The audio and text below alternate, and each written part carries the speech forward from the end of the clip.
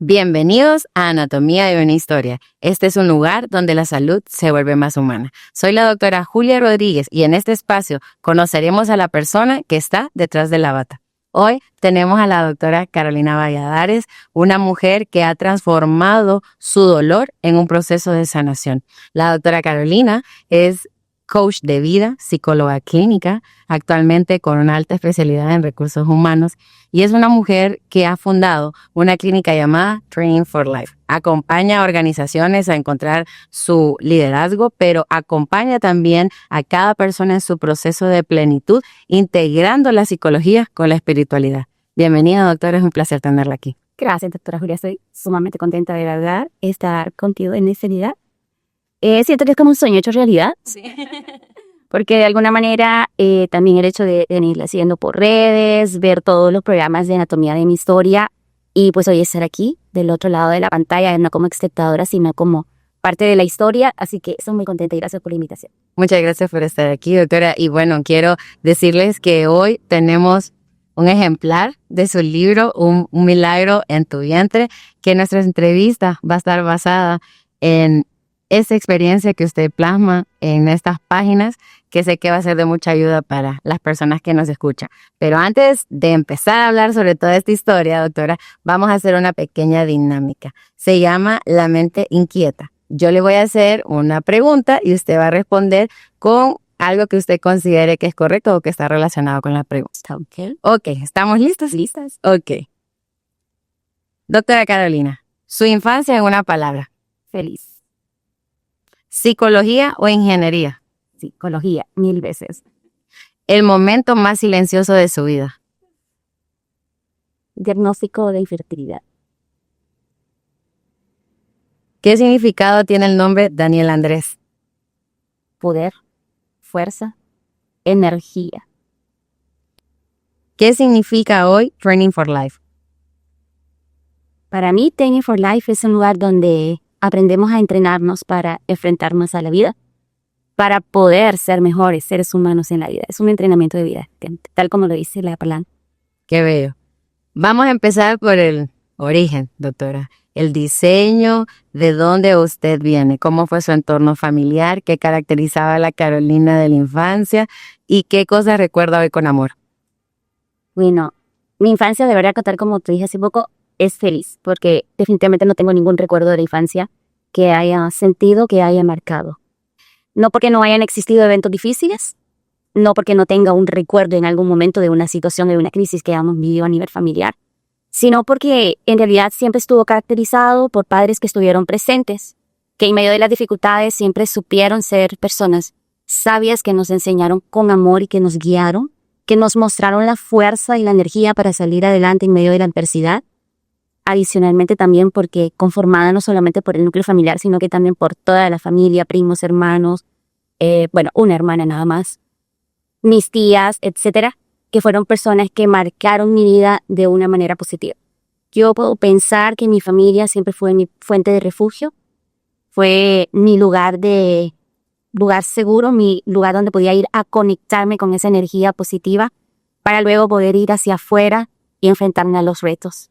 Así que, de pronto, Carolina de la infancia fue una niña que le gustó mucho jugar. Me encantaba, terminaba con una bolsa de juguetes de arriba para abajo, pero era bolsa, ¿verdad? Y a donde yo llegaba, iba con esa bolsa y la tiraba al suelo y comenzaba a jugar. Pero me encantó siempre tener ese espacio lúdico, pienso que desde chiquita lo fomentaron. También muy amiguera, a mí tener amigos y estar siempre rodeada de personas y compasiva. Creo que sí, una de las cosas que siempre tuve desde pequeña fue la compasión por las personas, por sus necesidades. Compasión por mis amiguitos, que si alguien no tenía algo, yo me sentía con la necesidad de poder ayudarle, ¿verdad? Entonces, esa es como mi marca, digamos. Y respecto a la lectura y escritura, ¿cómo era su hábito de niña? Siempre desde pequeña mi papá me fomentó la lectura. Y me daba libros, pienso yo que complejos para mi edad. Ok. No eran libros infantiles como tal, siempre me daba libros complejos, me daba libros tanto de la parte bíblica, cristiana, de la parte incluso de profecías bíblicas. Creo que no tenía ni 9 años cuando ya había leído un libro que se llamaba Israel, Gog y el Anticristo. hablaba de todos los eventos finales y te trazaba la parte de geopolítica y todo eso. Y desde pequeña siempre me guió hacia eso. Entonces, en casa era como parte de una rutina tener un libro de lectura. No habían exámenes, no habían preguntas, no había seguimientos ni cuestionamientos si lo leíste o no. Solamente tenga, léalo. Y desde entonces amé la lectura hasta el día de hoy. Mantengo el hábito de la lectura, amo leer en libros, no en digital, sino poder rayar, poder escribir y toda esa parte. Y paralelamente siempre también me gustó la escritura. O no tanto tal vez como un tema a nivel profesional, sino como un medio de expresar lo que llevas por dentro, un medio de transmitirle a alguien, ¿verdad? Lo que sientes. Así que por ahí se inició todo ese proceso del amor por la literatura y también por la lectura. ¿Qué ejemplo de maternidad usted tuvo en su infancia? Mi madre fue una mujer muy trabajadora, muy, muy trabajadora. Siempre fue una mujer que trabajó en oficina, en empresa privada. 25 años en uno de los hoteles fuertes de aquí de la ciudad. Luego 8 en otro hotel también de la ciudad, con horarios extenuantes. Recuerdo que ella entraba a las 7 de la mañana, por ejemplo, pero horas de salida no siempre habían, como toda empresa privada y que siempre ocurre. Pero sin embargo ella, a pesar de ser una mujer del área del mundo laboral, siempre estuvo presente como mamá. Entonces cuando estábamos en casa, hacía una llamada telefónica, era como estar, aquí estoy, no estoy presente, pero aquí estoy pendiente. Ajá. ¿Verdad? O por ejemplo, si llegaba después del trabajo, a ver cómo estaba el tema de las tareas, si habíamos cumplido con nuestras tareas, si nos hacía falta algo. Amaba cuando ella llegaba, porque como era un hotel donde trabajaba, entonces ella siempre llegaba con una caja de pasteles. Típico que lo pudiera hacer los viernes, por ese. Entonces llevaba su caja de diferentes postres y nosotros era como, para mí era lo mejor que podía existir en la vida, era que llegara el viernes y nos llevara su caja de postres. Entonces, cada detalle que ella hacía nos enseñaba también a tener un gusto por las cosas sencillas De la vida. pero que te marcan. Al día de hoy, tanto ella como nosotros recordamos que llevaba 1000 hojas, o que llevaba Napoleones, o que llevaba 3 leches, y cómo eran de sabrosos para nosotros esos postres, ¿verdad? También era una mujer que fines de semana se dedicaba a su casa, iba al mercado, hacía sopas de domingos. O sea, que a pesar de que era una mujer que pasaba muy trabajada, porque sí trabajaba muchísimo, también tenía su espacio para poder cultivar el hogar. Poder ser esa mujer que tomara ese tiempo de cultivar a sus hijos, cultivar su familia y mantener siempre ese equilibrio. De ahí nace su amor por la familia, por todo lo que rodea la unión familiar, la maternidad. Mi Un amor modelo. por la familia, Julia, nace no solamente del ejemplo de ella, sino también del ejemplo de todos mis tíos. Tíos y tías, que para mí fueron un ejemplo en todo sentido. Yo amaba ir a cualquier casa de mi familia, quedarme durmiendo con mis primos y saber que al día siguiente en la mañana siempre iba a haber o una tía política o el tío que estaba cocinando, que nos tenían hecho el desayuno o que nos preparaban un tiempo o un evento donde pudiésemos compartir. Nosotros en vacaciones íbamos todos los primos nos reuníamos en la casa de cualquiera de ellos y hasta tirábamos colchones en medio de la sala porque no cabíamos, ni éramos tantos, pero nuestros tíos siempre prepararon espacios de convivencia familiar. Para ellos siempre fue importante resaltar la unidad familiar. Hacíamos viajes familiares donde salíamos todos, salía todos los grupos familiares e íbamos a la playa. Ahí no importaba si te ibas quemando en la paila del carro, pero ahí íbamos todos y íbamos felices. Entonces mi amor por la familia nace precisamente de eso, de ese tiempo y de ese espacio de calidad que no era todos los fines de semana o todos los meses, porque sabemos que las dinámicas del día a día son complejas, pero siempre había momentos en el año de esos encuentros donde la unidad familiar para nosotros era básica y de alguna manera se sostuvo a lo largo de los años, a lo largo de nuestra vida. Hoy en día todavía provocamos, aunque sea una vez al año, encuentros familiares donde podemos compartir. ¿Y cómo nace su interés hacia el área de psicología? Siempre estuve rodeada de personas que se me acercaban y me pedían un consejo. No importa la edad. Tengo el recuerdo de alguien que yo me lo encontré ya pasado los 30 años. yo estaba en un lugar, él llega y me saluda y mucho gusto y que no sé qué, yo, ay, gracias, pero él me saluda con mucha efusividad. Sí. No lo identifico. Sí. Y me dice, ¿no te acuerdas de mí? Yo, no recuerdo. En tal lugar, un día yo llegué, era una reunión de jóvenes cristianos y yo estaba recibiendo a las personas que iban llegando en la puerta de los jóvenes. Habré tenido unos 15 años, más o menos. Y él dice, cuando yo llegué, la forma en la que me saludó, la forma en la que me dio la bienvenida, la sonrisa, y cuando porque claro, ya nos íbamos, entonces otra vez volvíamos a la puerta para despedir a todos los jóvenes.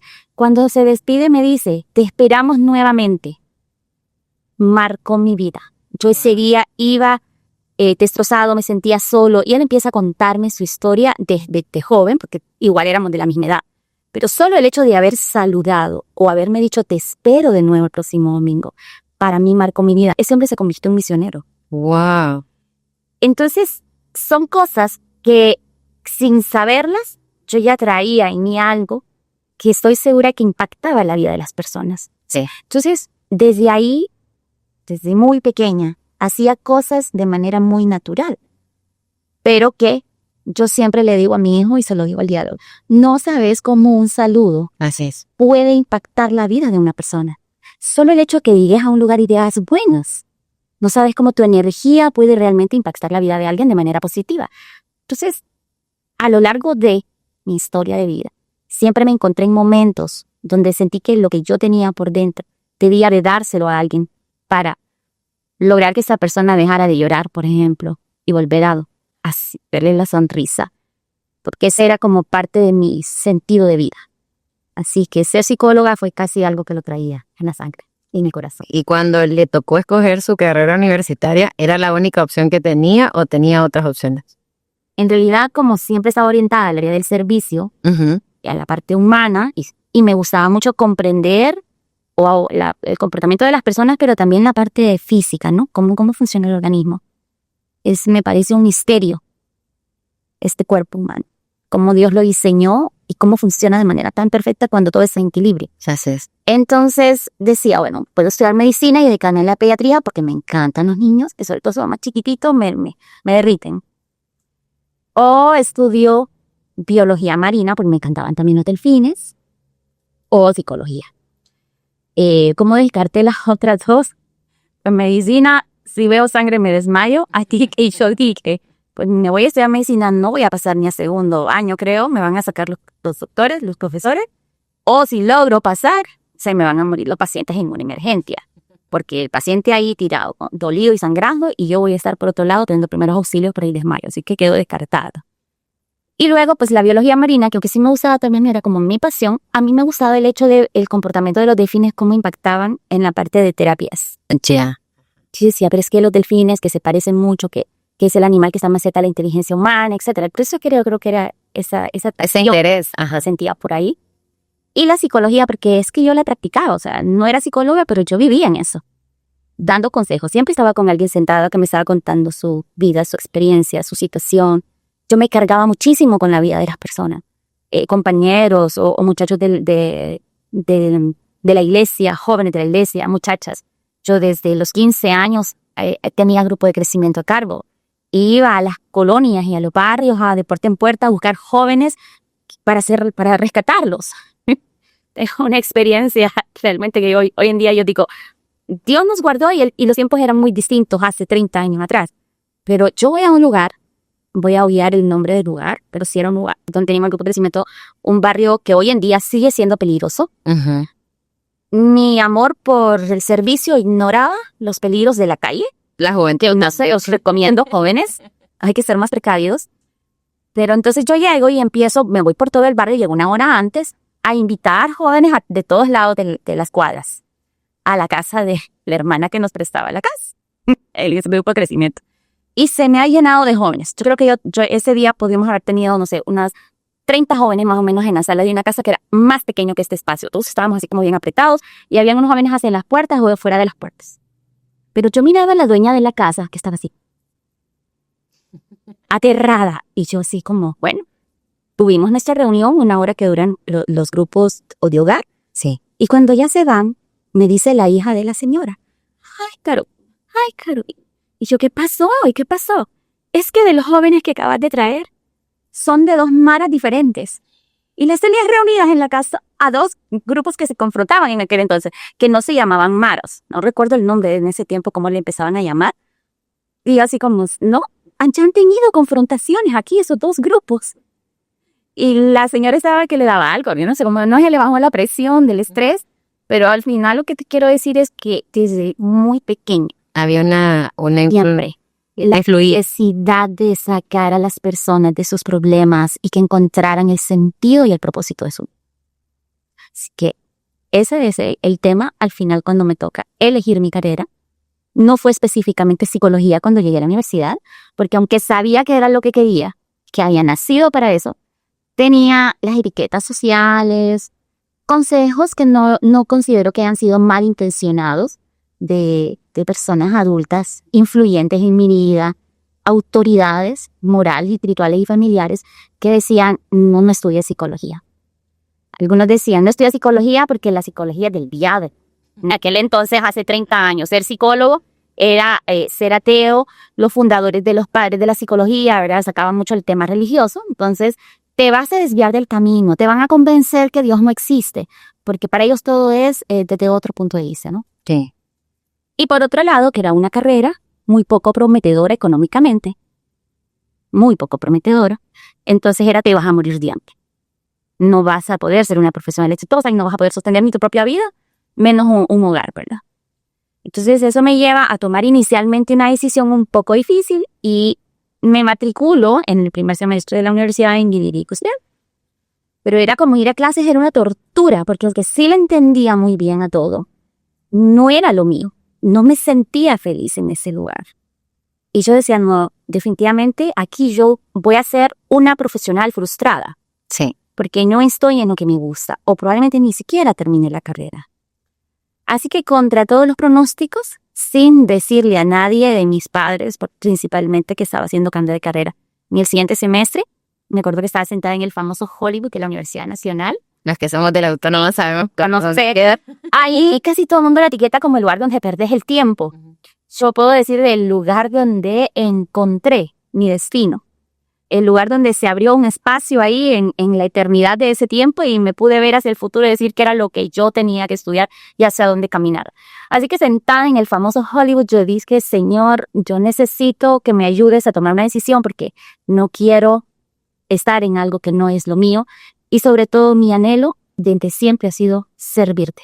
Y no el típico servicio que conocemos de iglesia, que es válido, que sí está establecido en el diseño de doctrina, ¿no? Sí. Y aún bíblico. Pero mi deseo de servir iba más allá. No era así ese impacto religioso, sino realmente transformar vidas. Cambiar el destino de las personas, no por mí, sino porque yo sé que yo solo soy el instrumento de Dios.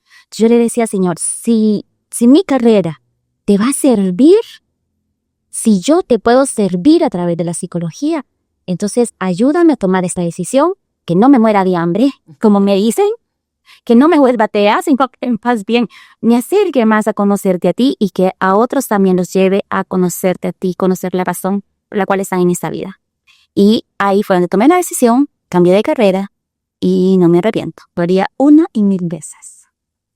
Y en ese proceso, doctora, en el que usted pasa su carrera universitaria y llega el momento de enfrentar el mundo laboral siendo mujer tan joven, ¿cuál fue su experiencia laboral en ese momento? ¿Y qué lecciones usted aprendió en ese proceso de estudio de la psicología? En el proceso de estudio de la psicología, mi lección fue, si es tu pasión, nada te va a detener.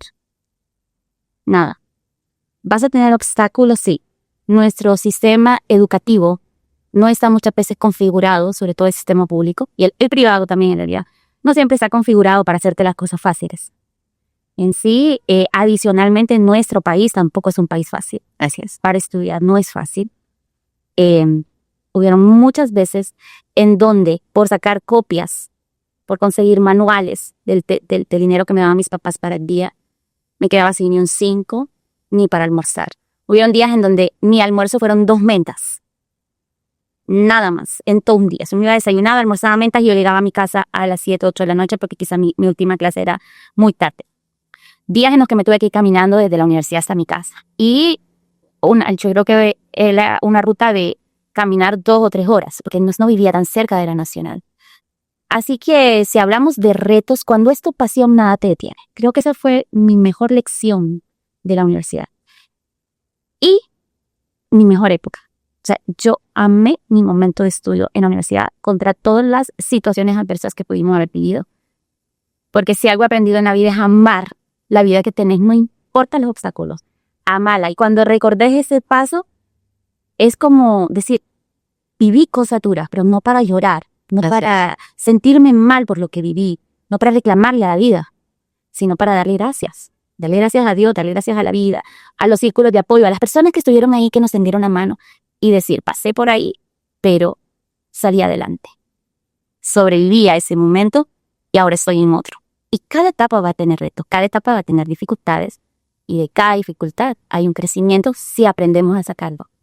En cuanto a la parte de la universidad, eso aprendí. Cuando empecé a trabajar, no me había graduado de la universidad y ya había entrado al mundo laboral propio de una de las ramas de la psicología, que era recursos humanos. Fui recibida por un grupo de profesionales ya adultos, mayores, en su mayoría graduados universitarios, pero con un corazón tan noble que en mi parte de experiencia profesional, lo que no te enseñan en las aulas, lo que no te dicen los libros, lo aprendí de ellos. No menospreciaron mi edad, mi inexperiencia, mi juventud, sino que todo lo contrario, vieron un potencial y me ayudaron a sacar ese potencial como profesional.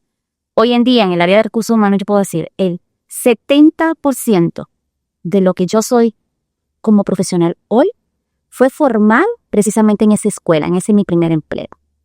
Con ese grupo de profesionales, con un gerente general ya adulto, pero que recuerdo un día que estábamos en una situación compleja y yo entré primero haciendo mi práctica y luego fui ascendiendo. Y ya en ese momento era jefe de recursos humanos. No me había graduado, estaba por graduarme en la universidad y hay una situación difícil y yo lo llamo y le digo, fíjese, Lee, que tal y tal y tal cosa. Y entonces me dice, ¿y quién es la jefe de recursos humanos? Pues yo. Entonces tomé decisiones como jefe, ¿por qué me pregunta a mí? Wow. Y yo así como... Ese fue el día que usted dijo, realmente soy la jefa. Sí, me cayó el 20. Y yo así como, ok. Pero ese empoderamiento que te da un líder, que confía en que vas a tomar una buena decisión, que no te dice qué decisión tomar, porque sabe que vas a tomar una buena decisión. Ese día yo entendí realmente lo que era un liderazgo, que es empoderar a las personas, no quitarles autoridad. Y todas esas experiencias es lo que creo que en mí hicieron esas bases de lo que hoy puedo decir que soy en la parte profesional como Carolina Valladares, jefe de recursos humanos. Y paralelamente, doctora, a crecer en su vida profesional, en su aspecto personal, ¿qué se estaba desarrollando? ¿Hacia dónde iba usted? Cuando estaba en ese espacio inicial, había un tiempo también de receso de pareja. No tenía pareja, yo estaba más enfocada en la parte profesional. Luego, cuando ya inició mi relación de pareja y decidimos avanzar hacia un tema de casarnos, ya empieza entonces la formación de uno de mujer con todas esas ilusiones con las que uno va hacia una vida diferente, ¿verdad? Estás transicionando de la soltería hacia casarte. Y pienso que todo lo disfruté. O sea, yo disfruté la soltería, disfruté mi noviazgo, disfruté matrimonio. Es que he sido una mujer que ha disfrutado. Recuerdo una vez que mi mamá se sienta en la mesa y me queda viendo y me dice, yo estoy preocupada por vos. Y yo, ¿por qué? Porque tenés tantos años y ni tenés novio. Yo, mamá, pero yo estoy feliz así como estoy. ¿Cuál es el problema? Es que ya tenés cierta edad y no tenés novio y después para casarte. Y después, o sea, mi mamá pensando en ese desarrollo de mujer. Sí. Y yo diciéndole, mamá, esta etiqueta de ser mujeres y casarte a tal edad o tener hijos, etcétera, sobre aquí en Honduras, porque allá en Europa las mujeres tienen 40 y andan felices y no se han casado. Es una etiqueta, le decía yo a él. Así que el hecho yo he amado mis momentos. Yo amaba estar soltera. Después amé ser novia y por último, pues casar. Entonces simultáneamente he ido avanzando en mi carrera profesional, como mujer, siempre los autocuidados, para poder luego ir a cada etapa y decir, pues quiero regresar porque no disfruté tanto como Gis, que pasa mucho hoy en día. te adelantas a tu momento y entonces después estás ya en una etapa y no quieres regresar a aquella porque sentís que no disfrutaste. Mujeres un poco varones que se casan muy rápido, muy jóvenes, y entonces dicen, ay, que yo no disfruté mi juventud. Por eso, cada etapa hay que amarla y disfrutarla al máximo para que no estemos extrañando los momentos anteriores, sino disfrutando los presentes. Y ahorita, a partir de ese momento, voy a empezar a traer fragmentos de su libro porque vamos a entrar a esa etapa de la que se trata el libro. Desde el inicio de los tiempos fuimos diseñadas para dar vida, no solo en el sentido físico, sino para gestar sueños y construir realidades. La Carolina que estaba desarrollando su vida personal quería ser mamá. Algún día, decía él. No era algo que me urgía. Yo insisto mucho, que creo que es porque amo mis momentos. Entonces no estoy pensando en lo que quiero ya. Estoy amando esto y esperando el momento. Entonces sí quería ser mamá porque me encantan los niños. Amo los niños. Cuando yo estaba en algún momento en cualquier iglesia a la que he pertenecido, siempre voy hacia escuela dominical. Mi servicio, directora de la escuela infantil, clases para niños chiquititos, y me derriten estar con ellos. Entonces sí sabía que en algún momento iba a ser mamá, pero no era algo que yo estuviera como reclamando ya. En el momento en el que usted decide convertirse en madre, ¿cuál fue ese proceso que usted tuvo que experimentar? O sea, imagínate una mujer que ama a los niños, sí, que se derrite, que me encantan, y que de pronto cuando ya decido, ya venía de un periodo de cuidarme en el matrimonio, no soportaba, probé todo tipo de anticonceptivos y me hacían demasiado daño. Terminamos con los métodos naturales. Y ya después cuando que en ese momento es mi esposo, él era el que más quería tener hijos. Yo estaba más tranquila como estaba. Pero entonces decido que sí, vamos a apoyar ese deseo del corazón de él porque es también parte de mi deseo para algún momento. Y dije yo, bueno, si es el tiempo, lo hacemos. Y cuando empezamos a intentar y nada, no había embarazo. Imagínate las preguntas de todo el mundo cuando se te acerca. Porque cuando ya sabe que te casaste, entonces la siguiente pregunta que te hace cuando estás soltera, la gente dice, ¿y cuándo se casan? O pues, si no tienes novio, ¿y ¿Cuándo el novio? Y cuando ya tenés, ¿y para cuándo la boda? Y cuando te casas, ¿y para cuándo los hijos? Y tener que así como una sonrisa social de, ahí estamos ya, a ver cuándo Dios te dice, cuándo Dios decide. Porque antes era, no, me quiero esperar. Sí. Pero ya dije, ok, sí, ahora sí vamos a tener. Y todo el mundo preguntando cuándo, y cómo vas, y cómo vas, y cómo vas. Si se empieza un tema de presión social, y viene también un tema de presión de matrimonio, porque estás esperando un baby, y viene un tema también de presión como mujer. Porque entonces cuando cada mes ocurre que no hay concepción, uno se pregunta, ¿pero qué pasa conmigo? ¿Qué tengo malo? ¿Qué enfermedad tendré? ¿Qué estará pasando dentro de mí? ¿verdad? Empezamos los chequeos médicos y empieza un camino. Me conocí media población de ginecólogos expertos en fertilidad del país. A mí donde me decían, ese médico es bueno, sacó embarazada a la mengana para allá ir. Y empezar el tratamiento y como no, entonces no funciona, entonces no, mira, ya me dijeron tal cosa, que abrieron una clínica de fertilidad, que para allá vamos. Y todo ese camino y ese recorrido, inversión emocional, inversión económica, Sí. Inversión física, porque como sea ningún tratamiento de fertilidad es agradable. Son hormonas de alguna manera las que inyectan y eso genera una cantidad de cambios en el organismo. La parte emocional de este mes sí, y de paso no me viene el periodo regular, entonces es como, pues estoy embarazada, a lo mejor estoy embarazada, así que se te la prueba, y te haces la prueba en la mañana y negativo. Y pasa el siguiente mes y prueba en la mañana negativo, y otra vez negativo. Que llega un momento en que ya ni siquiera te querías hacer pruebas, porque cada respuesta de esa prueba es una bofetada a tu fe, es una bofetada al diseño que tenés como mujer, porque el libro te dice, y lo que mencionaba en esa frase, todas somos mujeres que fuimos creadas para dar a luz, para alumbrar, para ser fructíferas, y no solamente como dar a luz hijos, damos luz sueños, proyectos de vida, porque somos dadoras de vida, es nuestro diseño, nosotros damos vida. Sí. Cuando llegas a un apartamento de hombres y entonces está en gris todo, ¿verdad? Hoy en día casi no, creo que los varones han ido evolucionando, pero antes eran como muy básicos. Entonces, ¿qué decían a del común? Comentario. Aquí te hace falta el toque de mujer. Sí. Porque cuando uno de mujer llega, que pone flores, que pone colores, que pone cuadros, que pone aquí, que pone allá y transforma ese lugar. Como mujeres somos dadas a mejorar a donde vayamos, mejorar las cosas, mejorar los ambientes, porque nuestro papel es dar vida.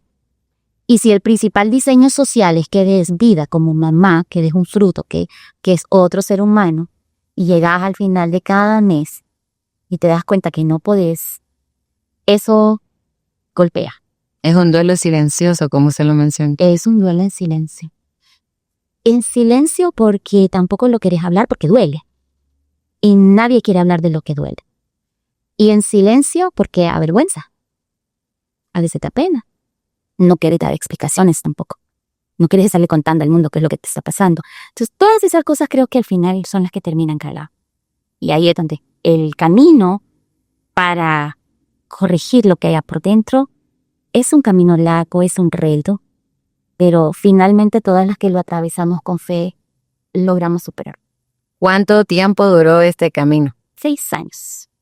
6 años cuando ya tenía 32 años de mí. Y entonces empieza el típico, ya va a entrar a la edad de alto riesgo. Ya está ahí, ¿verdad? Y los tabú de que los niños pueden nacer con una enfermedad, de que te puede dar preeclampsia, de que el organismo no es igual, etc. 6 años de médico en médico. Como aquella viuda, aquella mujer que decía la Biblia que tiene flujo de sangre, que llevaba 12 años, que había gastado todo su dinero. Y no habíamos gastado todo el dinero porque ni siquiera teníamos dinero. Era ir arañando con fe, haciendo un esfuerzo porque los tratamientos y los exámenes son caros. Caros, todo examen es caro. Y con muchos diagnósticos negativos en el proceso. Diagnóstico, por ejemplo, de un cáncer de cervix, iniciando el camino hacia la búsqueda de ese embarazo. Que yo quedé en shock cuando el médico me dijo, tenés cáncer. Y así como yo, sí. Lloré ese día, me fui a la iglesia, me tiré al suelo, yo desconsolada. Y yo, Señor, ¿qué me pasó? ¿Qué hice mal? ¿Dónde me equivoqué? Y etcétera, ¿no? Y recuerdo que se me acerca un amigo que es visitador médico y me dice, Carola, pero tenés fe, tenés que creer que esa cosa Dios las podía hacer. Además, ese que te dijo eso, ese es la boca del diablo, vos no le creás, me dice. Y te voy a llevar a donde otro médico, que es amigo mío, yo sé que él sí va a ver el diagnóstico y va a hacer. Cuando yo llego con el examen, él lo abre y me dice, bueno, me dice, aquí está la firma del mejor patólogo de la ciudad. Aquí solo hay 3 patólogos y él es el mejor. Así que no creo que el diagnóstico sea equivocado. Esa fue la respuesta del segundo médico. Y cuando yo lo quedé viendo, le dije, pues a mí nada me garantiza que esa haya sido mi muestra, que tal que se hayan equivocado. Y arriba, vale. Después de me da la llorada del cielo, ella me había fortalecido en la fe. Entonces me dice, bueno, solo me acuerdo que se rió y me quedó viendo. Te voy a aplicar un tratamiento, que era un tratamiento en su clínica durante un periodo X de tiempo. Cuando finalizamos el tratamiento me volví a hacer todos los exámenes y yo no tenía nada. Y al día de hoy, después de 30 años más o menos, nunca he vuelto a tener un diagnóstico de esos. Pero cada vez iban diagnósticos más fuertes. Luego que en la silla turca, en la pituitaria, tenés un quiste y entonces solo hay forma de deshacerlo con medicamento o, si no funciona el medicamento, operarlo. Y ya ni saber si es un quiste benigno, maligno, no saber qué hace, etcétera. Sometidos al tratamiento nuevamente, pasamos por ese proceso y finalmente como cada proceso iba siendo como disipado como la neblina, iba desapareciendo, pero venían nuevos retos y nuevos retos. O sea que llegué a la última, llegué a un médico que me acuerdo que una vez me dijo, espera que yo le haga toda explicación. Muy interesante. ¿Me permitís estudiarte? Es que tu caso es bien interesante, yo quisiera estudiarte. Me sentí con ella de Inés. Y yo dije, o sea, que usted no tiene idea de lo que tengo. Quiere estudiar mi caso, pero nunca ha visto en igual. Eso fue lo que yo dije en mi mente. Y yo le dije, ok, gracias. Me levanté, agarré mi expediente y metí de 70. No voy a hacer conejo de India de nadie. Luego pasé a otra doctora muy famosa que tenía aquí en la ciudad. Y ya la doctora, después de un montón de exámenes, me dice: Carolina, tú no puedes ovular. Nunca has ovulado en tu vida, así que no hay óvulo para fecundar. Y yo ese día, yo ahí sí siento que ese fue mi silencio. Ese fue el día en el que sentí que el mundo se me venía abajo, porque claro, los otros médicos me decían: tienes un problema, pero Puede existir la esta posibilidad. es la posibilidad, va con este tratamiento, etcétera. Pero cuando alguien ya te dice no, y entonces le digo: pero, ¿y la inseminación artificial, la inseminación in vitro? ¿Y qué quieres que insemine si no tienes óvulos? Yo quedé todavía más enchocada, porque es como, ok, no puede tampoco hacer eso, que ya es una de las últimas probabilidades que existen en un diagnóstico de infertilidad. Y yo, no puede ser. Yo salí de esa clínica devastada, llorando, igual. Siempre mi refugio siempre ha sido el Señor y siempre la iglesia, el grupo de apoyo. Llegamos a la iglesia y yo encuentro a la pastora y yo iba de llorar, iba de llorar, iba de llorar. Y ¿sabes qué? Ese día, una de las cosas que más me dolían eran los años que yo había decidido no tener hijos. Que sí, si yo no me hubiese frenado, si desde que estaba de 25 que me casé y yo hubiera dicho, ya vamos a tener hijos, a lo mejor no hubiese tenido que llegar acá. Y me cuestionaba, me culpaba, pues yo decía, es mi culpa. Llegar a los 32 años sin tener un hijo es mi culpa, yo soy la culpable. Aparte que es mi cuerpo, porque el conteo de esperma de que en ese momento mi esposo estaba bien, así que él no tenía ningún problema, era yo. Sentirte la ruta, Sí. devasta tu autoestima, te quiebra realmente, te quiebra. Lloré, me fui para la casa, allá estaba mi esposo en casa, y me acuerdo que nos sentamos afuera de la casa, ahí está el corredor, vivimos fuera de la ciudad, entonces hay árboles, es montañas, se ven las montañas hacia afuera. Y yo estaba sentada ahí un 18 de noviembre y comencé a llorar. Y yo le dije: ay, sí, ya no más. O sea, llevamos 6 años, ya no más. No más, ya no puedo más, le dije, Señor. Ya no quiero más. Ya no. Y si me vas a dar un hijo, que sea porque tú me lo vas a dar, porque a ti te place dar. Y si no me vas a dar un hijo, es tu soberanía, porque tú eres Dios. Y yo no soy quien para cuestionarte lo que tengo o no tenga en la vida. Tú así lo decides y yo me someto a tu voluntad, porque esa es tu soberanía, eres soberano y tú haces lo que tú quieras, aunque para uno no sea lo que no quiera, o sea, injusto no tenerlo. Así que si me lo vas a dar, me lo das. Yo no le quiero dar reconocimiento ni mérito a ningún médico y decir: gracias a ese médico yo salí embarazada, gracias a ese médico yo tengo un hijo. Si yo voy a tener un hijo, va a ser como el que tú le diste a Ana en la historia de la Biblia con Samuel, o el que tú le diste a María cuando engendraste a Jesús. No había óvulo ni esperma y ahí lo pusiste. Porque con hijos o sin hijos te voy a amar. Y creo realmente que ese fue el momento de mi milagro. Cuando yo le dije al Señor: con hijos o sin hijos te voy a amar. Porque nuestro amor a Dios, Julia, no puede estar supeditado a tus circunstancias, a tu vida, a lo que logras o no logras, porque sea lo que más anhelo en la vida. Nuestro amor a Dios es por encima, porque Él es tu Padre celestial.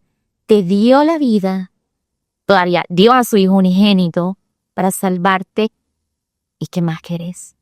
No podemos pedir más. Lo que la vida venga como esté diseñada, hay que aceptarla. La vida es dura, no es fácil. Para nadie va a ser fácil. Pero aprender a caminar en las dificultades, viendo la soberanía de Dios, es lo que te ayuda a avanzar en medio de la adversidad. Hay un versículo que te dice que si Dios no escatimó, no te negó, no te tacañó, pues, en el común que hablamos, que ha dicho hondureño, ni a su propio Hijo, ¿cómo no te dará con Él juntamente todas las cosas? Y yo dije: Señor, si tú me diste a Jesucristo, yo no puedo creer que no me vas a dar un hijo. Pero si no me lo vas a dar porque no está en mi plan de vida, yo te voy a seguir amando como el primer día que te conocí, desde muy niño. 3 semanas más tarde yo estaba embarazada. No sabía que estaba embarazada, yo me di cuenta casi un mes más tarde. Pero un 8 de diciembre, que es el día de mi cumpleaños, Qué lindo, Dios. yo salí embarazada. un 8 de diciembre. Me di cuenta después del 6 de enero, porque empiezan todos los síntomas. Yo pensando que tenía Indigestión. o sea, algo ahí, que yo me iba a ir a hacer una endoscopía, porque yo quería que a mí me revisara un gastroenterólogo que tenía. Y a mí me decían, ¿estás embarazada? No, no estoy embarazada, sí me acaba de pasar el periodo, porque efectivamente cerca del 18 de noviembre, antes del 8 ya me había venido el periodo, ¿no? Entonces, me acaba de pasar. Y la doctora ya dijo que yo no puedo concebir. Y la doctora ya dijo que yo no tengo óvulos. No estoy embarazada, yo tengo algo allá adentro, así que yo ya tenía cita con gastroenterólogo. Y era con el ginecólogo. Y me dice una amiga de la fe, una mujer adulta, usted está embarazada. Y le dice al papá de Andrés, compren una prueba y se la hace. No la lleva el gastroenterólogo. Primero que se haga la prueba. Él, muy obediente en la fe, se fue, compró la prueba. Al día siguiente me despierta en la mañana diciendo, hazte la prueba, antes de la prueba. Y yo, y lo voy a hacer, ¿verdad? De mala gana. Que me hago la prueba y salen las 2 rayitas. Y yo pegaba de gritos y yo, no lo puedo creer, estoy embarazada. Y él, mujer, tener fe. No estás viendo. Ya mentí, hasta peor que Tomás, porque Tomás dice hasta no ver, no creer, y yo viendo y todavía no lo podía creer. Estoy fe, mente. Y luego pues fuimos al laboratorio, hicimos prueba de sangre, sale positiva, nos vamos al médico y ya estaba la bolsita ahí. Ya estaba el corazón latiendo, ya se escuchó el plop, plop, plop, plop, plop, plop. Y dice el médico, de regalo de cumpleaños te vino, Maris. Y ese fue el día que se rompió el silencio. ¿Qué sentimientos experimentó ese día que escuchó ese corazón latir? Uf. Encontrarte con el poder de Dios. Encontrarte con el poder de Dios. Algo imposible. Escuchar el corazón de Andrés es encontrarte con el poder de Dios. O sea, ese fue el día que pude ver que para Dios no hay nada imposible. Hay una frase que usted colocó en su libro que dice, una mujer puede caminar completa por fuera, pero estéril por dentro, estéril de gozo, de paz y de identidad. ¿Cómo manejó en su espera hacia ese día tan lindo que escuchó ese corazón de su bebé? ¿Cómo manejó esa tristeza propia al ver la alegría ajena en otras madres? Es un tema como agridulce. Así que a las que les gustan las costillitas, hay dulces, sabrán de lo que hablo.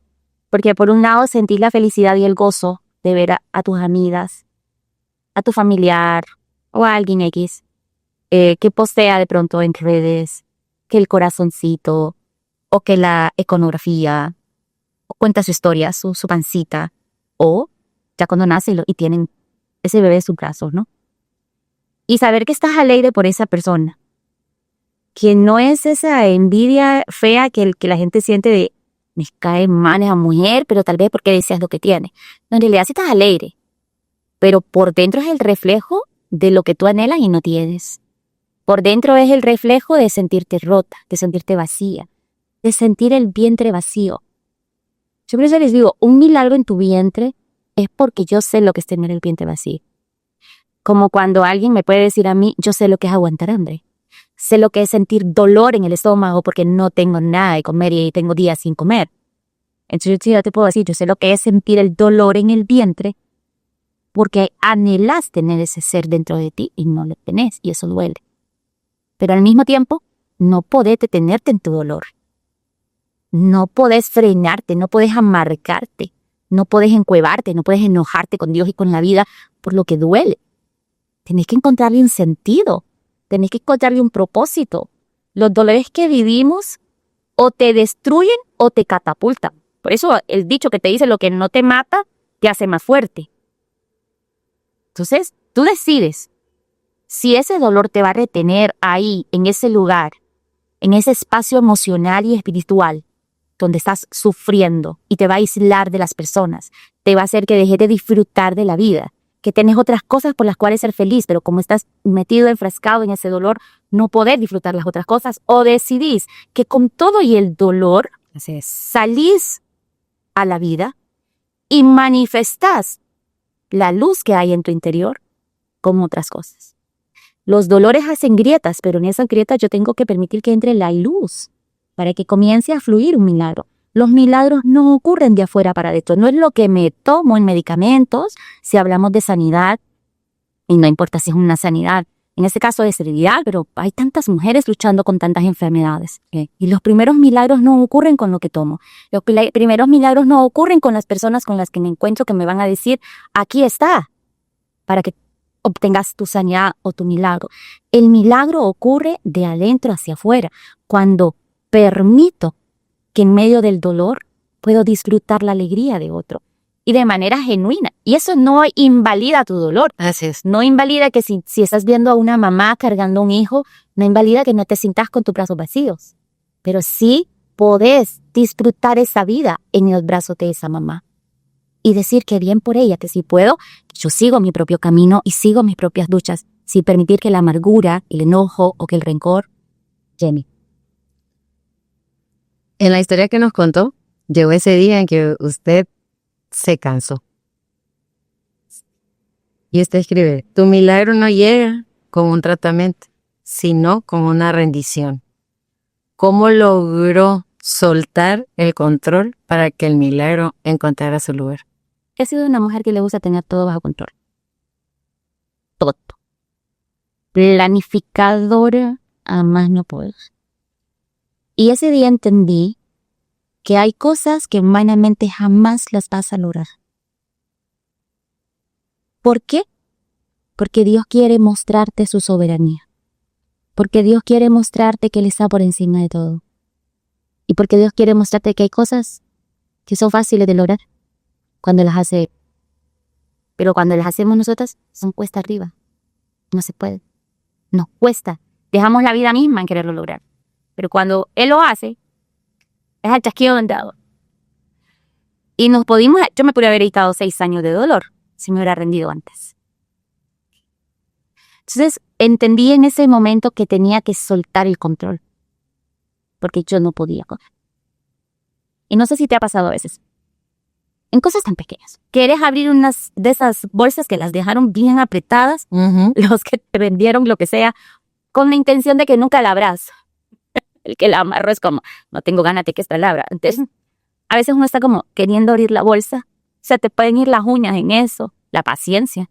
Entonces, como, ¿qué haces por último? Se la das a alguien más paciente. Yo sé lo que hago. Si no quiero romper la bolsa, busco a alguien más paciente y digo, mira, abre la voz. Yo sé que la otra persona va a tener tiempo de estar ahí hasta que la abra. En cosas tan sencillas, te das cuenta que hay momentos en donde si tú no lo puedes hacer, busca ayuda. Y en cosas tan sobrenaturales, no puedo yo manifestar un hijo. O sea, ya me di cuenta. Tengo que dejar que sea Él el que decida. Ahí es donde decidí dejar el control y ocurre el mixto. Llega el milagro. Usted escucha ese corazoncito latir. ¿Qué proceso inicia con la llegada del milagro que tanto estaba esperando? Recibir un milagro también requiere carácter. Sostener el milagro requiere una estructura de carácter. No puedes sostener el milagro en caracteres débiles, en mujeres quebradizas que por nada se desilusionan. Sostener el milagro requiere fe, requiere energía. Cuando nace el baby no es que Dios me lo mandó y todo está hecho. Cuando él nace, tenés que luchar por esa vida, tenés que cuidarla, tenés que amamantarla, tenés que protegerla, ver que no tenga frío, que no tenga mucho calor, qué es lo que le duele porque no habla. Tenés que ver la parte del cuidado económico, la alimentación, etc. Entonces, el milagro no llega con todo el combo completo, así por así. Sí está, pero no es que te va a llegar el bebé con todo ya hecho. No, vas a tener que ir caminando y descubriendo en tu propio proceso cómo seguir manifestando más mini milagros. Sí, así. Para sostener ese. Entonces, esa parte es una parte un poco compleja cuando uno entra en esa transición. Porque yo había estado todo el tiempo luchando por tener un baby, pero sostenerlo ya después era como, ¿y ahora qué hago con lo que tanto pedí? Solicité un bebé, pero ahora ¿qué hago con él? Hay que cuidarlo, hay que amamantarlo, hay que darle leche, ver qué leche le cae bien al estomaguito, etcétera, ¿no? Entonces, el sostenimiento del milagro implica una estructura de carácter sólido, madura y con visión. La depresión postparto no te hace una mala madre, te hace humana. A veces idealizamos tanto la promesa que olvidamos que el milagro también requiere carácter para sostenerlo. ¿Cómo siendo psicóloga, doctora, usted logró llevar la maternidad con su hijo, el hijo que tanto había esperado, pero lidiar con las emociones que conlleva el posparto? Bueno, tú más que yo como doctora sabes que cuando hay un embarazo hay cambios hormonales, hay un cambio biológico, cambios químicos. Y muchos de estos cambios ocasionan un impacto en la parte emocional, en todo sentido. Incluso cambian la dinámica de pareja. Venías de estar con tu pareja solo tú y yo y ahora hay uno en medio. Veníamos de estar con nuestra pareja, de tener intimidad en cualquier momento de que se presentara la oportunidad, a ni siquiera tengo y cuando tengo hay que buscar el momento. Venimos de cambios físicos de un peso a otro. Venimos de cambios físicos de un tipo de alimentación a otra, de un tipo de ritmo de sueño. Hasta el hecho de no tener las 8 horas de sueño continuas para uno de mujer ya altera tu estado de ánimo, ya altera tu químico a nivel neurológico. Entonces, todo esto finalmente va a hacer que no todas, gracias a Dios no todas lo pasan, pero algunas sí se descompensen y caigan en depresión postparto, y yo caí en depresión postparto.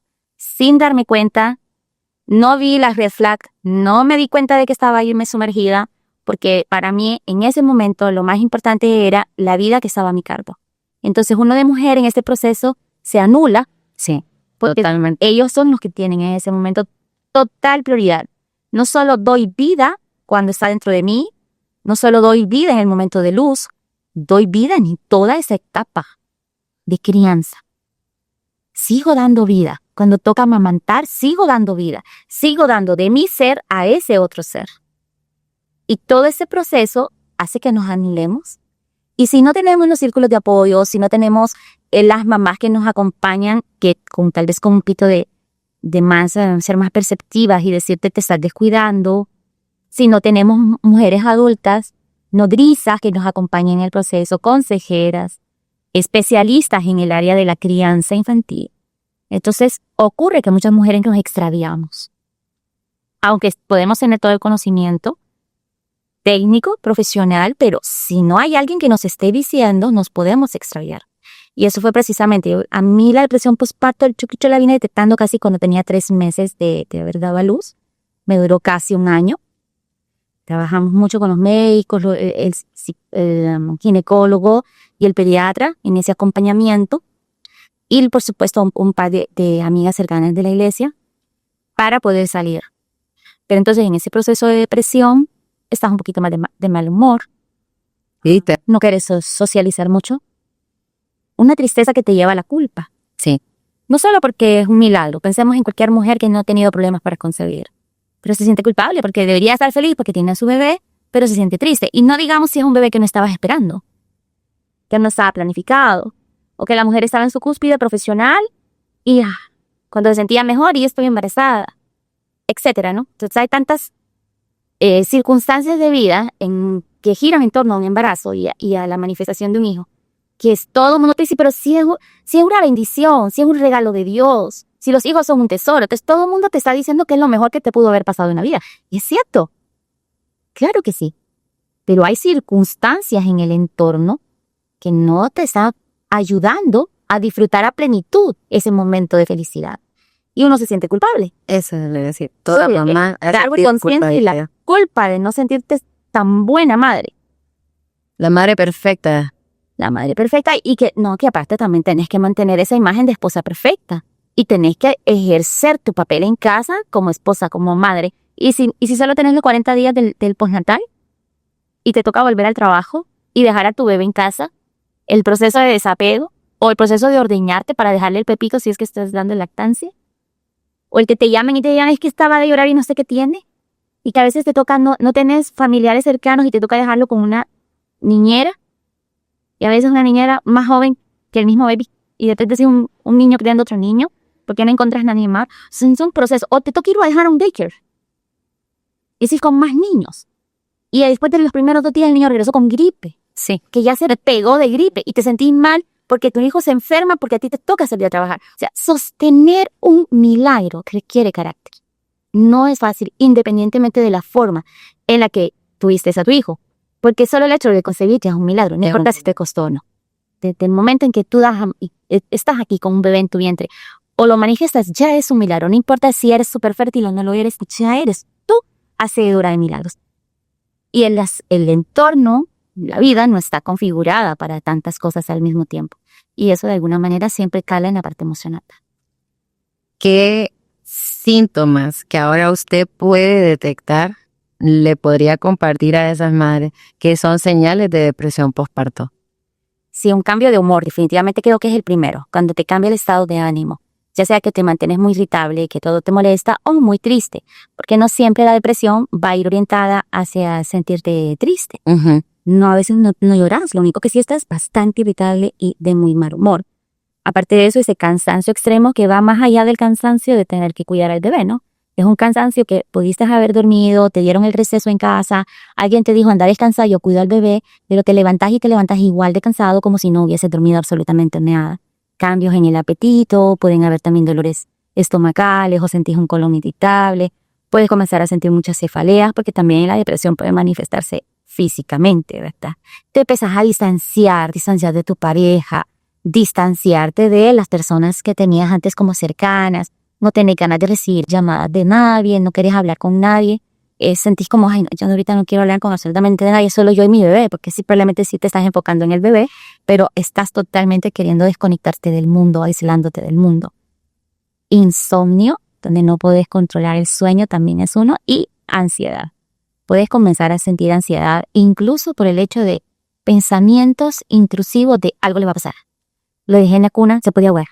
¿Y qué pasa con el síndrome de la muerte en la cuna? Y entonces empezás con una cantidad de pensamientos que son demasiado atormentadores respecto a lo que puede estar pasando.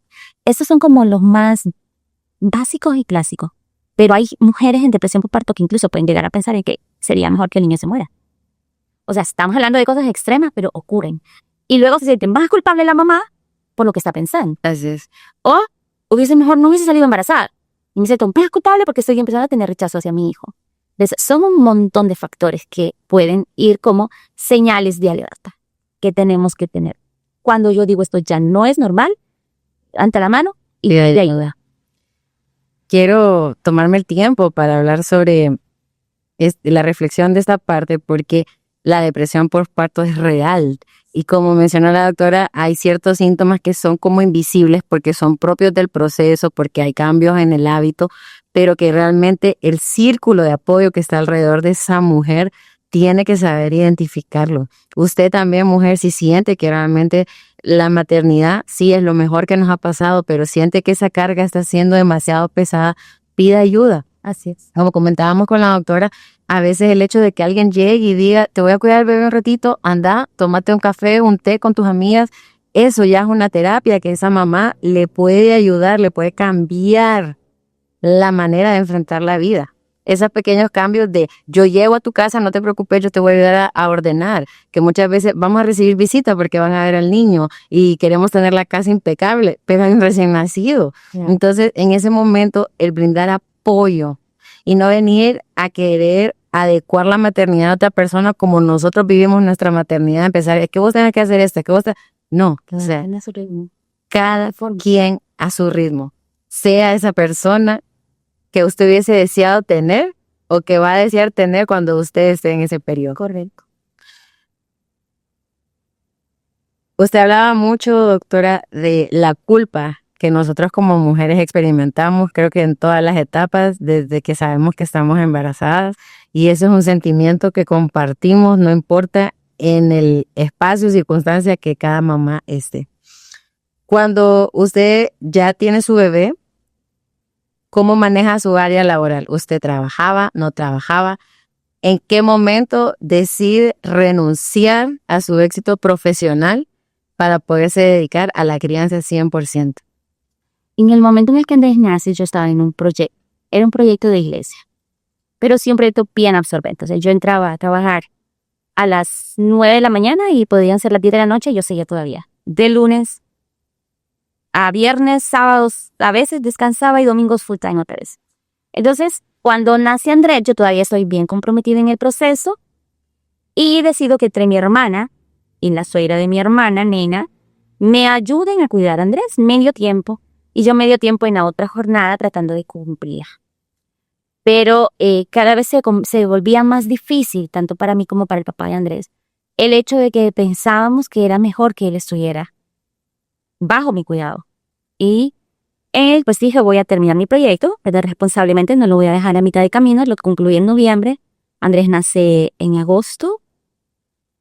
Sí, agosto, septiembre, octubre, noviembre. Y fueron como 5 a 6 meses más o menos, en donde él estuvo al cuidado de otras personas.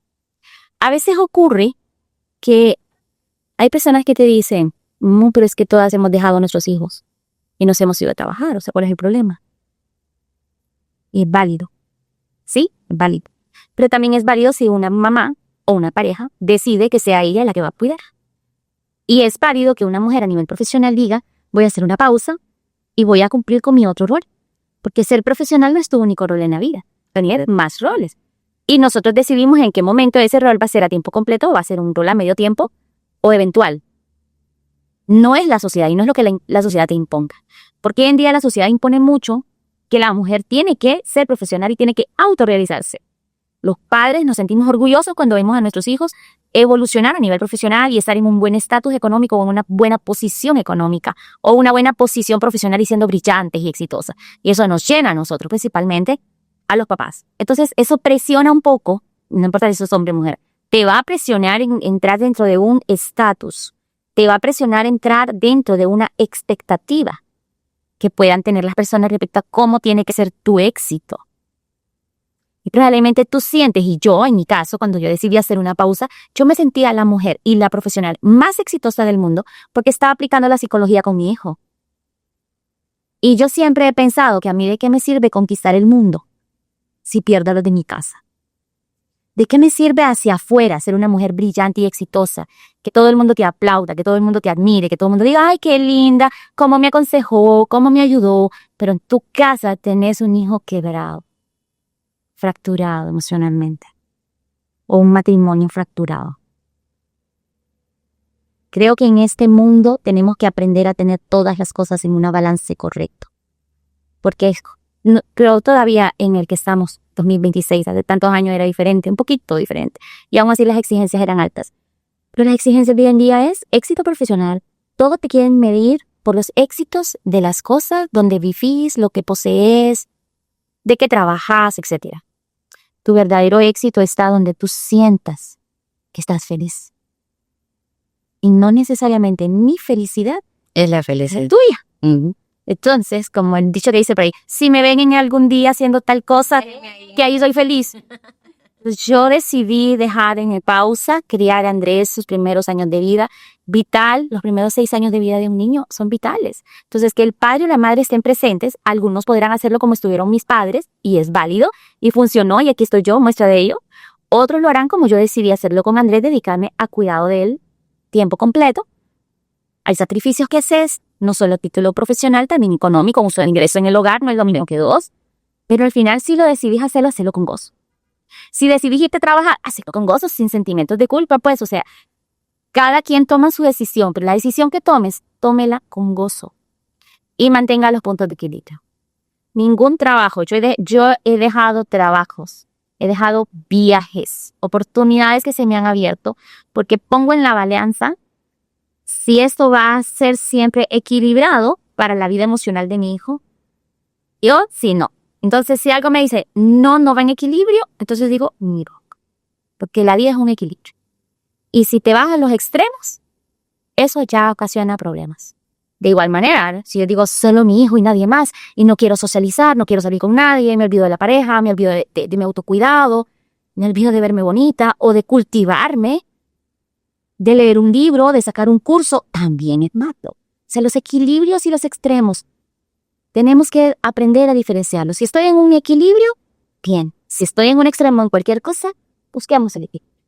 Creo que eso es una lección que yo también he aprendido como mamá, de que en la medida en que yo estoy bien, mi hijo va a estar bien. Así es. Si yo estoy bien emocionalmente, mi hijo también lo va a estar. Entonces, es lo que usted dice, buscar donde yo como persona me siento feliz, me siento realizada. Y si ese espacio es en mi hogar, criando a mi hijo, pues va a ser el mejor escenario. Pero puede ser el escenario de su mamá, que era una persona que trabajaba, pero ella estaba pendiente de ustedes, estaba presente aunque estuviera ocupada. Entonces, realmente el estado emocional de la mujer, y por eso insisto en la salud mental de la mujer, es tan necesario porque es lo que forma la salud emocional de los niños. Así. En esa etapa, ¿qué retos enfrentó usted siendo mamá y en su vida personal? El autocuidado. Porque aunque ya no estaba chiquitito, más grandecito, también uno se puede olvidar de uno misma, ¿no? El sobrepeso. Yo tuve un sobrepeso extremo durante el embarazo. Y salí de ese embarazo con un sobrepeso bárbaro. Entonces, junto con el sobrepeso, el tema de la baja autoestima, el tema de verte y no gustarte en el espejo, y entonces que no te queda bien la ropa, o no te queda. Yo seguí usando bata después de mi embarazo, como por 6 meses más. Entonces hay un reto muy grande que no es olvidarte ni anularte como mujer. El reto también de la relación matrimonial, que tuvo un cambio en la dinámica bien fuerte también en ese entonces. El reto económico, porque dejar de trabajar también implica un ingreso menos y hace una reestructuración en todos los gastos del hogar, ¿no? Es un reto, todo es un reto. Para el hombre es un reto sostener un hogar por sí solo. Hace poco hablaba con alguien que acaba de tener bebé y que decidieron que su esposa quedaba en casa y que él trabaja en México. Y me decía, tengo 4 empleos. Y no es fácil para sostener un hogar. Entonces trabaja aquí, trabaja allá, trabaja aquí, trabaja allá para por todos lados agarrar ingresos y sostener casa. Y el bebé tiene un mes y medio. Y yo, yo sé de lo que habla. Porque para el hombre también es un reto, no solo para uno de esa edad. Y para uno de mujer es el reto sostener también el estado de ánimo de ese hombre que también en algún momento se frustra. Porque llega y también no encuentra otro trabajo, no solo quedó cuando sale de la oficina. Exactamente. O porque te llega tarde. O porque llega y tú ya estás cansada de estar cuidando al bebé, ya te duele la espalda de estar chillando, o de estar dando de mamá, o quieres dormir porque estás agotada. Entonces le dices, ayúdame. Y dices, ay, mujer, yo vengo a trabajar. No, pues yo también he trabajado todo el día, ¿no? Cuidando al niño. Entonces, toda esa dinámica dentro de la familia, todo lo que va ocurriendo en ese matrimonio, lo que va ocurriendo dentro de uno mismo como mujer, son retos. Ya no tenés tu abdomen con el six-pack bien marcado. Entonces es como, ¿qué pasó con esto? ¿Verdad? Que no me gusta, no me agrada. Y volver nuevamente, cuando todas tienen esa piel de diosa. Tienen piel odiosa. Y no la de diosa. Entonces no te va a mejor, pero te juega la normalidad. Tu abdomen después de que se abrió músculo y todo durante ese proceso. Y todo eso es un impacto. Entonces, generar esos cambios en el cuerpo. Y entender tu proceso. Criar con baby una vida a tu cargo. Y decir, tengo que estar bien para que él esté bien. Es un reto. Es un reto. En esa etapa de que se dedicó a su hijo, que fue hasta los 5 años, ¿usted aplicó los conocimientos de psicología en la crianza o siendo mamá aprendió los principios para aplicarlo posteriormente como psicólogo? Las dos. Y no solo fueron en esa etapa de 5 años, yo creo que a lo largo de la vida. A lo largo de la vida he aplicado la psicología. Entonces Andrés me dice, no soy uno de tus pacientes, mamá. Porque siempre lo ha dicho. Cuando a veces yo quiero hacer algo, pues, yo no soy uno de tus pacientes, mamá. Y yo, es cierto, sos mi hijo. Pero sí, uno a veces aplica el principio. Pero a veces ellos te enseñan de dónde es que salió el principio y cómo es que funciona. Sí, Una vez te lo sabes en la literatura, pero realmente de ahí sacas, por aquí es donde es lo que leí o lo que aprendí en la literatura, pues una práctica. Y ellos le dan sentido a la letra, le dan sentido a la técnica, le dan sentido al principio en ese momento de la psicología y ahí es donde entendés. Y por supuesto, eso ayuda muchísimo luego a la hora de la práctica, porque por lo menos yo no soy de las psicólogas que solamente aplica la teoría o lo que aprendí o la técnica y me voy bien a la área bien técnica, porque precisamente soy Training for Life, o sea, es para la vida. así es. Es verdad, es una historia de vida. Y es enseñarte la vida, entonces no voy a enseñarte desde un libro, no voy a enseñarte desde lo que dice la teoría. Te voy a enseñar desde lo que mi propia experiencia de vida ha ido marcando. Cuidando, porque sí tengo mucho cuidado, de no aconsejarte desde mi dolor. Porque eso no quiere decir que yo no tenga un trauma, que yo no tenga algo que me marcó y que me marcó, ¿no? Claro que sí, hay cicatrices en este corazón. Entonces, cuando yo sé que algo puede salir de mí hacia ti desde la marca del dolor, yo no. Hay personas a las que tal vez he querido y he tenido el impulso de atender, pero digo, sabe que te voy a remitir. Porque desde que me cuenta su historia o su motivo de consulta, a mí me salta algo por dentro de la herida. Entonces digo, no te voy a poder aconsejar bien, te voy a aconsejar desde mi dolor y no va a acabar nada bueno. Entonces, creo que en ese sentido igual en la crianza. Enseñamos a nuestros hijos con la psicología y nuestros hijos nos enseñan la esencia de lo que realmente es la vida. Terminan esos 5 años y usted retorna a su vida laboral, una vida laboral que no se pausó, que siguió en avance. ¿Qué retos enfrenta una mujer que regresa a una vida laboral maternando, gestionando sus emociones y tratando de hacer todo bien? El mundo laboral no está configurado para las mujeres. Mucho tema hoy en día del derecho de la mujer, de la equidad de género, que no solo implica la parte de las tendencias, orientaciones sexuales, sino que la apertura que se puede tener entre el hombre y la mujer dentro de los ambientes sociales. Pero el mundo no está configurado para un oligar. En general, llegamos a los ambientes laborales y por lo regular, ¿verdad? Hay más hombres que mujeres. Por lo regular, sobre todo a nivel gerencial, a niveles ejecutivos, entonces de cada 10 hombres, 2 mujeres. Y abrirte camino en esos espacios donde tienes que tener tus equilibrios.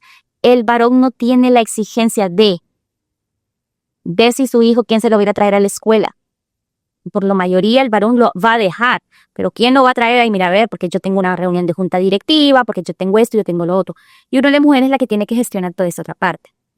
Por lo regular, las sesiones de juntas directivas son largas y extenuantes y las hacen a las 4 o 5 de la tarde porque durante la mañana estuviste en actividades operativas y en la tarde vamos a las actividades gerenciales. Gracias. Entonces, hasta 5, 6, 7 de la noche hay que estar en reuniones. Por lo regular, si tenés una actividad si sos gerente, en mi caso, siempre he tenido puestos, por lo menos si no soy la máxima, soy la segunda a cargo. Entonces, son puestos de liderazgo y donde tu liderazgo o cómo te desempeñas es el modelo para que otros lo sigan. Y yo soy de la teoría a nivel profesional que yo no voy a exigirle a alguien lo que yo no doy. Entonces, si yo no lo doy, no te lo exijo. Y como tengo que exigírtelo, tengo que darte. Todos esos puntos de equilibrio, mantenerlos con los hijos, es un reto. ¿Por qué? Porque si te llaman del cole, que tu niño tiene fiebre, vas a salir corriendo. Por lo regular, llaman a la mamá. Que si el niño se cayó, que se golpeó, vas a salir corriendo. Que si hoy el niño amaneció enfermo, no lo vas a mandar al colegio. No tenés quien se quede cuidándotelo. O lo tenés que llevar al médico, es la mamá. Entonces hay un montón de complicaciones. Salís del trabajo, vas a ver cómo van las tareas del niño. Por lo regular, yo te mencionaba y de broma en broma, pero es cierto. O sea, a las 5 de la tarde dicen, nos vamos a ver en tal restaurante, vamos a comer y un par de tragos, ¿verdad? Que a todos invitan a todo el grupo que va. Pero eso sí ya no puedo porque tengo que ir a hacer tareas. Renuncias, ¿qué hacemos? Renuncias por amor. Renuncias por amor. Pero todo eso de alguna manera también a veces te ponen de desventaja profesional, ¿verdad? Entonces, esos equilibrios que tenemos que buscar y que el mundo laboral no te los ofrece siempre, hay que provocarlos, hay que hacerlos. Si sos mujer en el ambiente laboral, no discrimines a otra mujer. Así es. No le hagas la vida imposible porque ella tiene hijos y tiene que tiene chiquitines. Y tú dices, ves, si yo también sacrifiqué a los míos, si yo también estuve hasta las horas de la noche, ¿verdad? En reuniones y ella lo tiene que hacer. No es cierto, no lo tiene que hacer. No lo tiene que hacer. Los equilibrios hay que darle equilibrio a la familia. Hay que darle espacio a esa mujer que va a atender a su hijo fuera del ambiente laboral. No tenés por qué retenerla 12 horas en un ambiente laboral. Es que no es que entre más horas más productiva, ¿no? Sí, a veces es entre menos tiempo, pero soy más productiva en ese tiempo. Así es. Entonces, hay que configurar las empresas, las instituciones y darle paso a la mujer para que lidere, pero sin que deje de cumplir sus otros roles. Porque el rol de la mujer en la crianza materna es vital para tener una sociedad equilibrada, para tener una sociedad estable, para entregar esos niños en algún momento a la sociedad como hombres o mujeres de fe, de carácter, de estructura, que le den algo bueno a la sociedad. La decadencia de las sociedades está originada por la falta de la presencia del padre y la madre en casa. Y no estamos hablando de una crianza a tiempo completo, estamos hablando de presencia. Y si los espacios laborales no dejan que las madres y los mismos padres también estén presentes en el hogar, lo que vamos a tener son sociedades cada vez más convulsionadas. Así es. Y para ir finalizando esta historia, su proceso de vida, doctora, voy a usar esta frase introductoria para que nos explique cómo nace Training for Life. Dios usa el tiempo para procesarnos. Tu dolor se convierte en plataforma y tu historia en herramienta de transformación. Sí. Training for Life nace del hecho que yo siempre miraba entrenadores de fitness. ¿Verdad? Y que el coach en fitness que te entrena la parte física, y te digo, está bien. Pero ¿quién te entrena para la vida?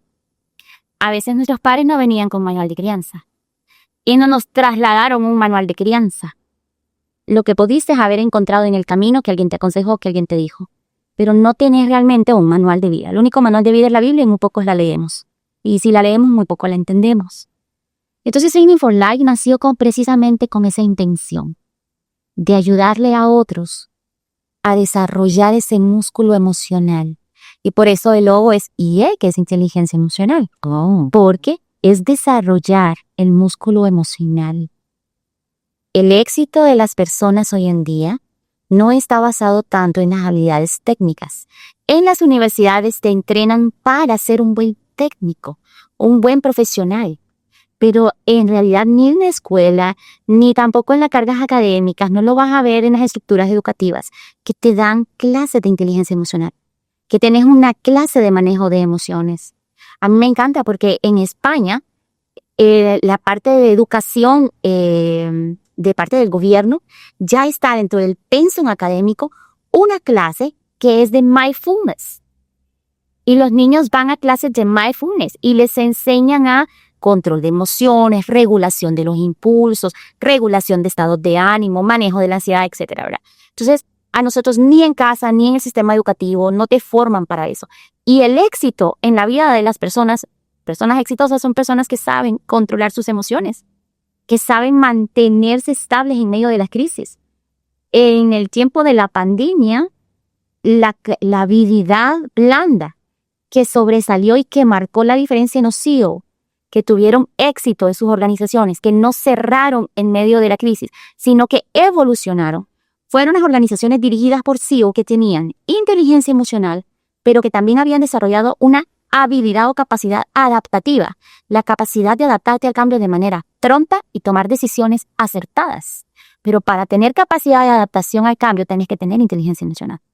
Entonces, cuando yo miraba todo eso, yo decía, en todos lados te dan clases sobre cómo ser un buen profesional en cualquier área técnica, pero nadie te enseña a manejar tus emociones y nadie te entrena para la vida. No solo a título personal, como familia, como madre, sino que aún a nivel profesional necesitamos desarrollar esa área.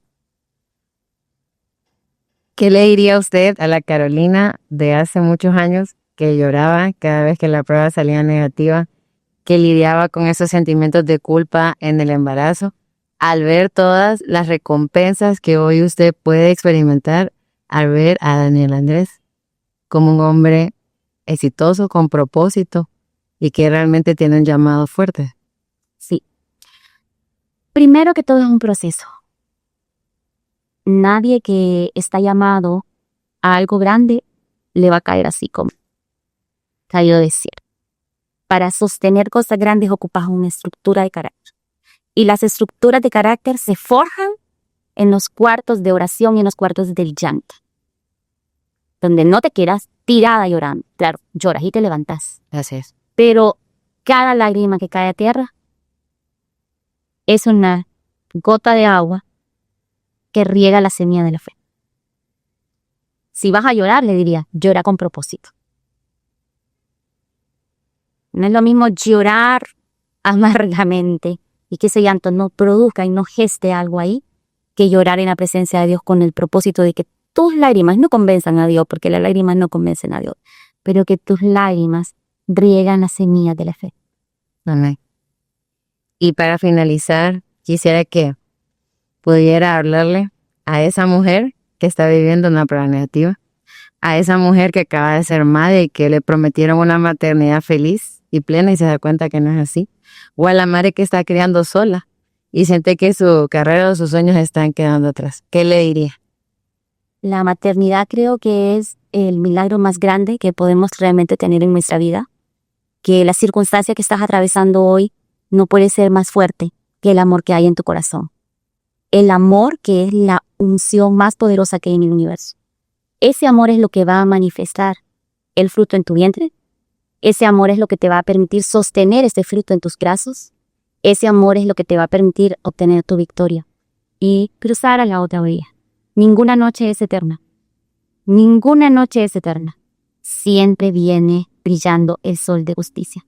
Y lo único que tienes que mantener en tu mente es que muy pronto ese sol va a salir y va a brillar para ti. No creas que vas a vivir en oscuridad permanente. Nadie vive en oscuridad permanente cuando en el corazón late la fuerza de la fe y que está abrazado por el amor. Sí. Gracias, doctora, por compartir su historia.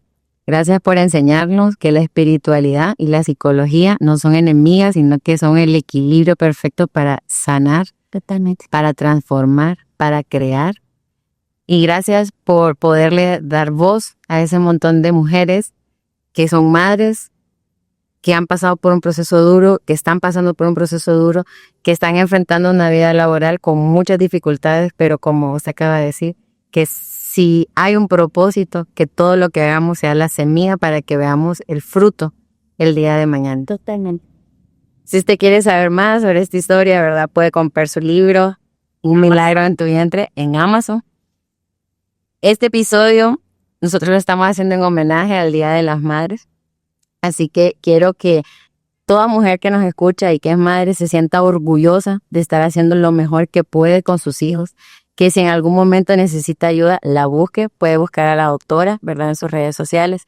Y especialmente quiero decirle a mi mamá que cuando vea este episodio decirle que la amo, que estoy orgullosa de ser su hija y que gracias a que ella pone el esfuerzo, pone sus hombros, yo estoy el día de hoy acá, sentada, pudiendo ser mamá profesional y estar haciendo proyectos personales porque la tengo a ella. Así que mamá, muchas gracias, te amo, sos el mayor regalo que tengo de Dios y quiero decirte que sos la mejor mamá. Así que muchas gracias a usted en casa que escuchó esta historia. Gracias porque nos ayuda a compartir, a suscribirse a nuestro canal, a comentar, a compartirlo con otras personas que usted sabe que esta historia va a impactar. Así que, doctora, muchas gracias. Esta fue la historia detrás de la bata de la doctora Carolina Valladares. Gracias. Ah.